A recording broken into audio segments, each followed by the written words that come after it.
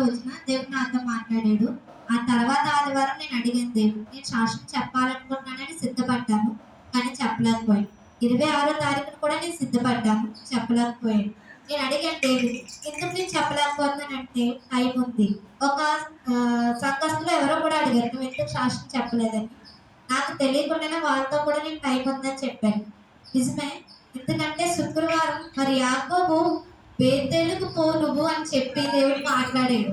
నిజమే. 14వ తారీఖున నీకు ఇంట్లో పోలేక జ్వరంతో లేవలేని స్థితిలో నేను ఉన్నప్పుడు, రావడానికి కూడా ఇష్టం లేక నేను ఇంట్లోనే ఉండిపోయానండి. అసలు నేను ప్రార్థన టయానికి వచ్చాను, వాక్యం టయానికి నేను వచ్చాను. ఆ వాక్యం టయానికి కూడా వచ్చేటప్పుడు ఓపిక లేదు. పడిపోతానేమో, ఎక్కడైనా దారిలో ఏమన్నా పడిపోతానేమో, కళ్ళు తిరుగుతున్నాయి కదా అనుకున్నా. కానీ దేవుడు సన్నిధికి రప్పించాడు. రప్పిస్తుండగానే మరి దైవజనుడు అన్నారు, ఆత్మ ఉంటే దేవుడే రప్పించుకుంటాడని ఆ వాక్తో మాట్లాడారు. నిజమే తండ్రి, నువ్వు నన్ను రప్పించుకున్నావని నేను అనుకున్నాను. మరి దైవజనులు ప్రార్థన చేస్తున్నప్పుడు మరి వాక్యం ఎత్తారు. మరి కీర్తనలు 42 మరి 11, 43, 5. నిజమే. ఆ రోజు నేను మరి ఎలా అంటే ఉద్యోగ నిమిత్తము కృంగి ఉన్నాను. నిజంగా నా ప్రాణంగా నువ్వు ఎలా కృంగి ఉన్నావు, నాలో నువ్వు ఎలా తొందరపడుచున్నావు. దేవుని అందు నిరీక్షణ ఇచ్చును, ఆయన నా ఆశ్రయము, నా కేడము, ఇంకనూ నేను ఆయన స్తుతించదను అని. నిజమే. నేను అదే వాకును పట్టుకొని స్తుతించడం జరిగిందండి. మరి రెండు మరి వారాలు ఎందుకు గ్యాప్ ఇచ్చారు తండ్రి అంటే, 2 వారాల్లోని మరి 2 క్రియలు దేవుడు చేశాడు. ఒకటి మరి త్రాగుబోతుల గురించి ప్రార్థన చేయమని వచ్చింది. ప్రార్థన చేయమని వస్తే నేను ప్రార్థన చేశాను.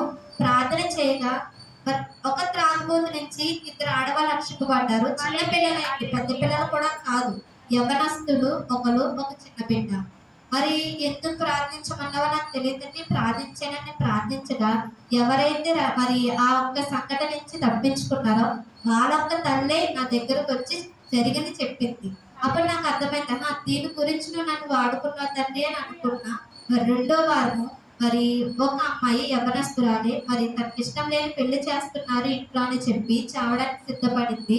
మరి ఒకసారి తేటగా ఆ అబ్బాయి ఫేస్ నాకు కనిపించిందండి. మరి నేను వర్క్ చేసుకుంటున్నాను నా ఆఫీస్లోని.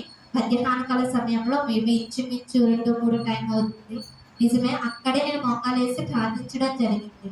తండ్రి, మరి ఎందుకు అమ్మాయిని చూపిస్తున్నావో, నాకైతే పేరు కూడా తెలియదండి. మరి తర్వాత రోజు ఆ అమ్మాయి రాలేదు, వేరే అమ్మాయిని మామూలుగా వచ్చింది. నేను అడిగాను, ఆ అమ్మాయిని దేవుడు నాకు చూపిస్తున్నాడు, మరి ఎందుకు, మరి అమ్మాయికి ఎలా ఉందని అడిగాను. కానీ ఆ అమ్మాయి అయితే మరి తెలీదు, ఆమె చనిపోవాలనుకుంటుంది, నువ్వెందుకు మరి దేవుడు నీకు ఎందుకు చూపించడో నాకు తెలియదు అని చెప్పింది. అయినప్పటికీ మరి నేను ప్రార్థించడం జరిగింది.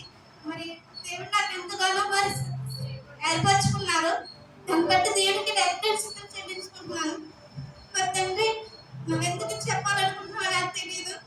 యవనస్తులు చెప్తున్నారండి, బైబిల్ సరిగ్గా చదవండి, బైబిల్ మీరు చేత పట్టుకోండి,